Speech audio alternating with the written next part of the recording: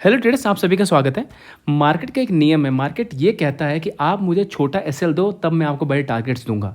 देखिए, हमने जो कल के हमने एनालिसिस की थी, जो फ्राइडे की एनालिसिस की थी, उसमें क्लियर कट हमने जैसे पूरे डेली टाइम फ्रेम पे, आर्ली टाइम फ्रेम पे, 5 मिनट टाइम फ्रेम पे, तीनों टाइम फ्रेम पे हमने ये देखा था कि मार्केट में बेरिश स्ट्रक्चर बना है एंड हमें वहाँ से बेरिश ट्रेड लेनी चाहिए।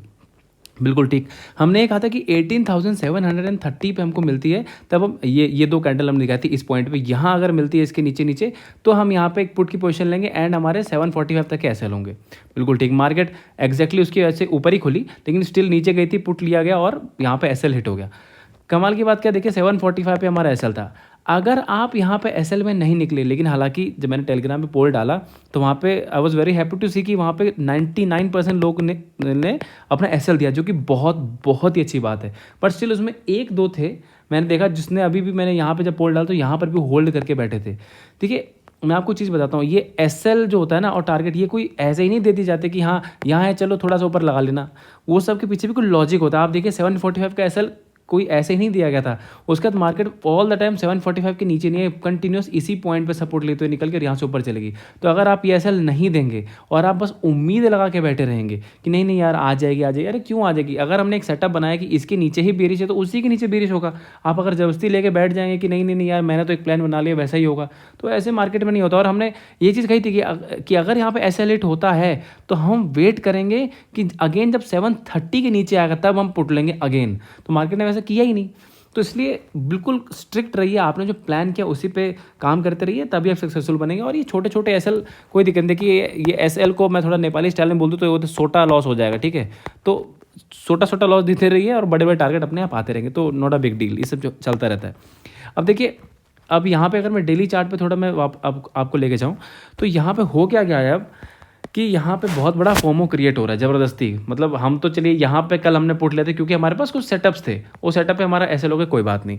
लेकिन अभी ये हो क्या गया कि यहाँ पे जब यहाँ से पूरी दुनिया को सबको लग रहा है कि गिरेगा गिरेगा गिरेगा और इसके स्ट्रक्चर भी कुछ उस टाइप के गिरेगा, लेकिन उम्मीद करने लगे गिरेगा, ये बहुत ही ख़राब चीज़ है। क्योंकि अभी जैसे जो कल की कैंडल बनी है, अगर मैं इस कैंडल को देख के ये बोलूँ कि मार्केट यहाँ से बहुत बुलिश हो गया या फिर अब यहाँ से गिरेगा ही गिरेगा, दोनों चीज़ बहुत मुश्किल है। क्योंकि कल की जो कैंडल बनी है उसमें ये वो एक क्या बोलते हैं, इंस्टीट्यूशनल बाइंग नहीं है ये एक शॉर्ट कवरिंग है। क्योंकि अगर ये एक ब्रेकआउट बाइंग होती है ना, तो ये बाइंग ऐसे ऐसे ना होके वो यूं ऐसे स्लो स्लो स्लो स्लो करके ऊपर जाती है, तब वो होता है कि इसमें बाइंग आई है। बट ये जस्ट एक शॉर्ट कवरिंग हुई है। तो यहाँ से ये कहते हैं ना कि मार्केट यहाँ से 20,000 भी चले जाएगा, वो भी बहुत अजीब है। और यहाँ से मैं कहती हूँ क्रैश हो जाएगा, वो भी बहुत गलत है।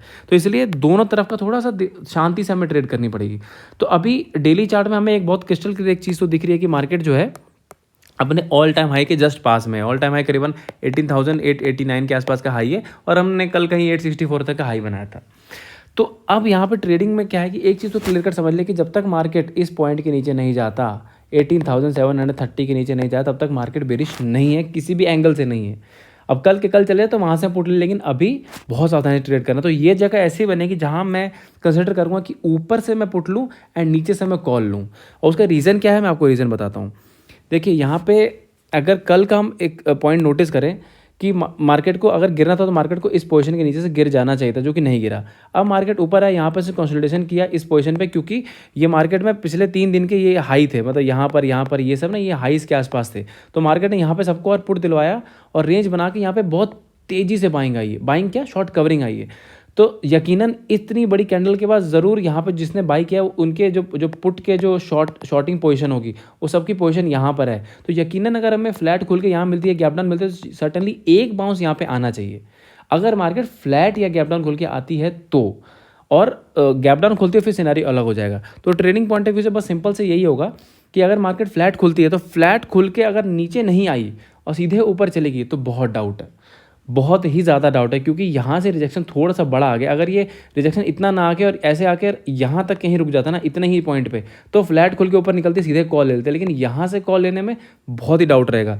इसलिए अगर फ्लैट खुल के नीचे आती है तो जितना हमें इस पॉइंट के पास मिलेगी यहाँ पर, तो हम इस कैंडल के नीचे कैसे लगा के और यहाँ से हम कॉल में बैठ सकते हैं एटलीस्ट इस क्लोजिंग प्राइस तक, कम से कम 50-60 पॉइंट तक। देखिए, मैं ये एटलीस्ट क्यों कह रहा हूँ, देखिए यहाँ पर इतना पता है कि पुट शॉर्टिंग हुई है तो यहाँ से एक बार मार्केट को बाउंस आना है। अब ये बाउंस ऐसे एक बार आके ऐसे हो जाए या फिर ऐसे ही चला जाए, तो ये और ये दोनों में है डाउट। इसलिए एटलीस्ट ये वाले चीज़ का क्लैरिटी है कि मार्केट जो है यहाँ से ऐसे एक बाउंस दे सकता है। तो यहाँ पे एसएल छोटा पड़ेगा और यहाँ 50-60 पॉइंट हमको एटलीस्ट यहाँ पे मिल जाएंगे। तो ये अच्छी एक पोजीशन रहेगी, यहाँ पे हमें कॉल की पोजीशन ले सकते हैं। अच्छा, और दूसरी चीज़ अब ये कि अगर अब गिरावट आनी है तो मार्केट को सर्टेनली इस पॉइंट के नीचे गैप डाउन खोलना पड़ेगा। इस पॉइंट के नीचे खुलने के बाद और उसके बाद भी मार्केट को फिर इस पॉइंट के नीचे जाना पड़ेगा, तभी जाके एक ढंग से बेरिशनेस आएगी। फिर ये बेरिशनेस ऐसे हो सकती है आपको 2 दिन में यहाँ पे 18,340 के आसपास का टारगेट मिल जाए। इसलिए मार्केट को गैप डाउन खुलना है। अगर फ्लैट खुल के नीचे आ रही है तो मैं एक दिन में इंटरेस्टेड नहीं हूँ, फिर यहाँ से भले थोड़ा रेंज बना के नीचे नीचे क्लोज कर जाए, अगले दिन ट्रेडिंग कर लूँगा। लेकिन अगर बेरिशनेस आनी है तो फिर मार्केट को इसके नीचे या फिर इसके नीचे गैप डाउन खुलना पड़ेगा, तब जाके यहाँ पे अच्छी खासी बेरिशनेस आएगी, नहीं तो फिर भूल जाइए। अब आप बात आती है गैप अप की। तो अच्छा, गैप अप से पहले फ्लैट का सिनेरियो डिस्कस करते हो कि इसमें ट्रेड कैसे लेंगे। उसमें वेट करना पड़ेगा कि मान ली फ्लैट खुल के नीचे नहीं आता और ऊपर ऊपर जाती है, तो मैं इसके हाइट टूटने पर भी कॉल वॉल नहीं लेने वाला हूँ। मैं एक देखूंगा कि अगर मान लीजिए दोपहर में 1:30-2 बजे तक मार्केट यहीं पे कहीं यहाँ से लेके यहाँ तक 8900 यहाँ के बीच में पूरा रेंज बना ले, और दोपहर में 1:30-2 बजे अगर ये 8900 को जब क्रॉस करता है, तब यहाँ से मार्केट, ध्यान दीजिएगा, अगर यहीं पे कहीं रेंज बाउंड बना दे, तब अगर 8900 को क्रॉस करता है, तब हमें यहाँ पे वापस ऊपर 120 पॉइंट के 19030 तक के टारगेट मिल सकते हैं। लेकिन अगर फ्लैट खोल कर सीधा निकलेगा तो मैं इंटरेस्टेड नहीं, हो सकता है 8900 के आसपास वापस घूम जाए, तो फिर बहुत रिस्की हो जाएगा। अगर मार्केट खुल गई गैप अप, अब गैप अप में थोड़ा सा ट्रेड हमको मिल सकता है कि मार्केट को सीधा ऑल टाइम हाई के ऊपर खुलना है। 18,889 या 18,890 के ऊपर खोले, एंड जल्दीबाजी नहीं करनी। यहाँ हमको 5 मिनट का वेट करना है।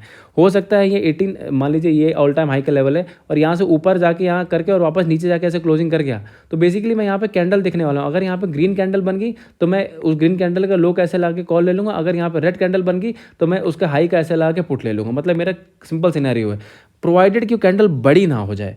अब कभी मान लीजिए ऐसे हो जाए कि 18,900 पे खुली और 5 मिनट की कैंडल आते आते 18,830 हो गई, तो फिर यहाँ किस एंगल से ट्रेड लेंगे। 70 पॉइंट कैसे, फिर मेरे टारगेट मेरे ज़्यादा है ही नहीं, मेरे को टारगेट यहीं तक है मैं देख रहा हूँ। तो कोशिश, अगर 5 मिनट की कैंडल छोटी बनती है तो उसी हिसाब से, अगर ग्रीन बनती है तो लो कैसे लगा के कॉल, अगर रेड बनती है तो हाई कैसे लगा के पुट।